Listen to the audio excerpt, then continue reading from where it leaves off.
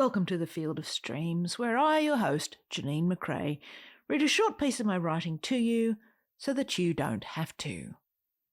We're going to switch things up a little for this episode, and I'm going to read the piece first, and then I'm going to talk about the inspirations behind it, so stick around to the end for that. But for now, let's go. This piece is called With These Words. These words are dangerously low in B12. They have no energy, no spark, no verve and no vim. They are tired words, drained words, fatigued, slow. These words lack balance and stumble often. These words trip and fall on the rug of, oh shit. These words have fallen and they can't get up. These words are bugs on their backs, one jaded leg kicking.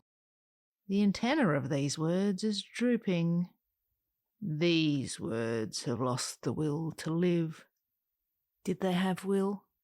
Was it ever free? The joy de vie and playground skip of these words are locked in detention.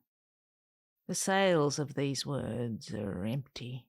These words are stuck in the doldrums. These words are shriveled by salt, tenders punctured and flat. They bob in the slop like sad sea raisins. These words can't get to the shops or lift a spoon to their mouth. These words can't get out of bed. They cannot even blink their distress. These words live in the past of their memory. We were powerful words, working words, mighty fine words. These words sit drained by the present. These are empty words. The battery of these words is dead. These words have no vitamin D. They are red alert, mega deficient, 10,000 microgram stat words. These words are starved of light and overwhelmed by darkness. These words are pallid, sickly, bloodless. The bones of these words are brittle and weak. Vowel, consonant, letter and alphabet, the whole skeleton of these words aches. These words are engulfed by persistent pain coupled with a dull and nervous burn of cartilage and limb. The extremities of these words are numb. They tingle. They bruise. These words can barely lift themselves out of this hole. Noodle arms, twiggy legs.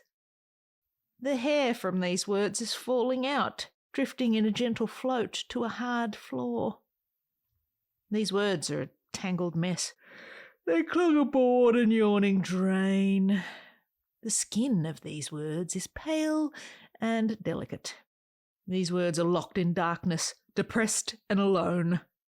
These words are anxious. The nerves and nerve are shot. The wounds of these words heal slowly. These words are prone to fracture. The backs of these words are broken. Supplement these words. These words have more protein. They consume the recommended daily intake in grams from animal or plant. Nom nom nom. These words are primed and taut, amped and charged. They are lifting heavy. They are adding more plates. The muscles of these words are up for it. The arm wrestle of right and wrong, of conscious and consciousness, of banality and joy. They stir and scrap, tussle and spar. These words are pinning down truth on the grey space grappling mat between reality and fantasy. These words are chowing down on chicken that struts in open air. The strength of these words is enhanced by the wild-caught salmon of the sea of tranquility. These words are natty, organically raised, brawny, powerful. These words have above-average grip strength. These words hold tight. The fast-twitch fibre of these words is full tilt, head-on, no fear. These words are growing. They are twisting the energy from every calorie like water from a rag. Jacked, stacked, built. These words? These words are pumped. These words are rich in calcium. They are full fat and creamy. The teeth of these words bite and tear and chew and eviscerate. They pick out the seeds and discard to the wind. These words are yoked on the omelettes of eggheads. These words are foundational. They are adding universal rebar to support heavy loads. They are building moments and movements, not monuments. These words tickle nerves to action. These words say cheese. These words clear minefields. These words bone up and add balance. These words reach for things on higher shelves. These words are rich with goodness. These words do not cramp. These words fortify. These words supplement and support those other words. These words? These words lead the way. Supplement these words. Eat courageous Vegemite. Have a revolutionary sardine. Chug a glass of fight milk. Tear a leaf from empathy kale. Gorge on resistance ribeye. Consume meaning in your daily diet.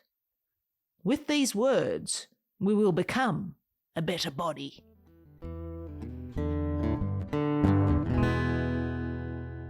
And there you have it, today's episode.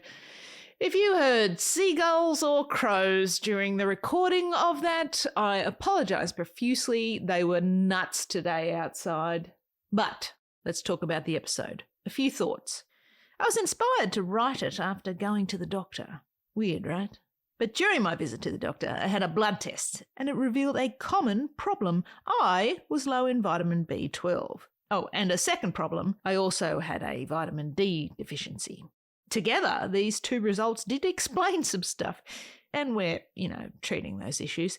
But it got me thinking about energy, about what it feels like to lack energy, to feel deflated and flat.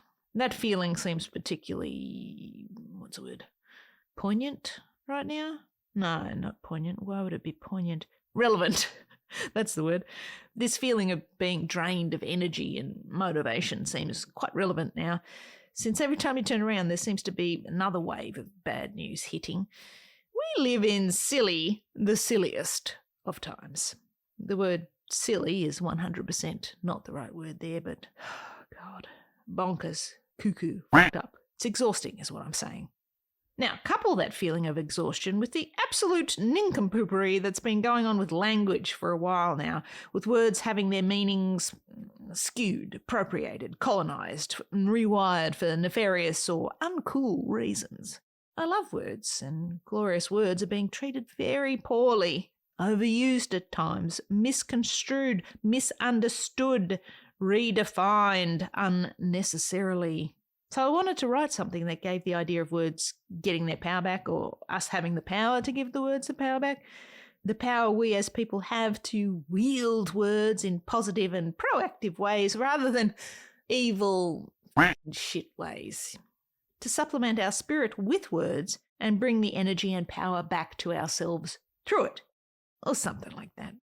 I approached this theme with my two maladies, my B12 and vitamin D deficiencies, as the starting points, looked further into what effect these deficiencies have on the body. Both affect energy, and vitamin D, which you usually get enough of from the sun, and for some reason I'm not absorbing right now. Too much sunscreen, perhaps? Vitamin D deficiency can affect bone density and the absorption of calcium, leading to osteoporosis. And this old lady does not want osteoporosis. It can also lead to hair falling out. I mean, it's just fun times all around. Supplementation, and we'll get to that in a second, is one way of dealing with it. But you can also tweak your diet and get more of both those things. Sardines are a big winner all around. Meats, a bunch of other stuff I don't eat a lot of. But do now, Jesus. So I wanted to counter those two negative impacts with the positives of adding more protein. Seems like you can't turn around these days without being told to eat more protein. And adding more calcium and the benefits both those things will bring. Protein for the muscles to go with your energy boost, and calcium fortification to build a foundation and strengthen the bones of our efforts once we get our energy back. The last paragraph is specifically foods that can supplement for energy, strength and resistance. I did take a little creative liberty there with the mention of Vegemite.